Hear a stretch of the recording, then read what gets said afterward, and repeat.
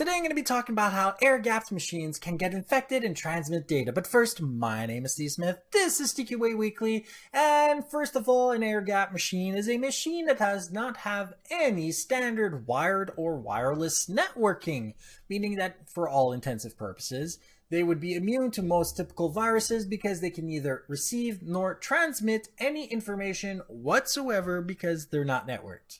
That's basically what it comes down to. They rely on a method known as the sneaker net to get their information, whether it be diskettes, optical media, USB jump drives, and of course external hard drives as well to get any of their information. This is a vector where viruses can be introduced into an air-gapped machine. However, like I said, they're typically incapable of suffering from very much damage. Because of that, because they can't transmit any information. So in the cases of cryptographic viruses that are required to send to a control center a key before basically encrypting the computer, they would be relatively immune to that.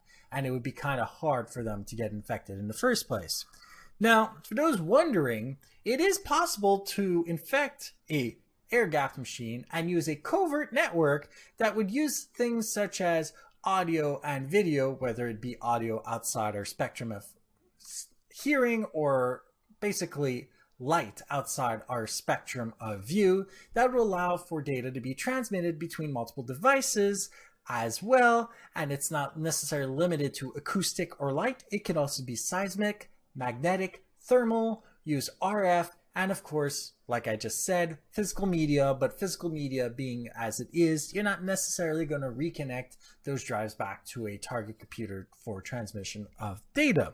Now, if you're wondering what the ranges of those things are, apparently you can get up to 65 feet between two devices, and if you had a proper mesh network, then you can get even further. And for those who don't know what a mesh network is, mesh networks are basically a collection of devices acting as their own receiver and transmitter that allow for information to be passed from one device to another without necessarily going through a backbone ISP internet connection, meaning that the attacking device could get to a target device even beyond 65 feet as long as it can basically compromise all the computers and devices in between, meaning that as far as anyone is concerned, the range is only limited by the number of devices that it has to infect in between.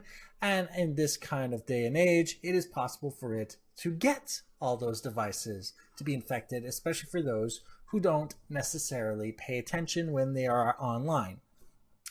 And because of these kinds of viruses, because of the nature of virus creation of today, no device nor operating system is safe. So for those who think Macs or Linux is safe, nothing is safe anymore. Your cell phones can be infected, your smart TVs can be infected, your Linux, Windows, Macs can be infected, and no one is safe except for those that pay attention, don't open bad attachments, and of course, keep their stuff up to date as soon as possible. And even then, it is still possible to get yourself infected and end up with maybe an air-gapped machine that you made transmitting data over a covert network that you never intended to have in existence. However, don't take my word for it.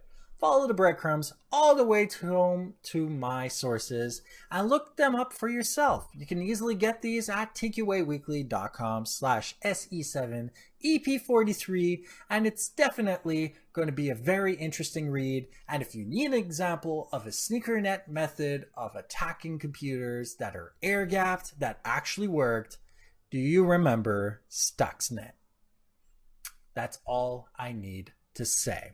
If you like this episode, like it, dislike it if you didn't, share with those that you think can benefit from this, and don't forget to subscribe. And if you have questions, comments, suggestions for topics, email me at ask@tqaweekly.com.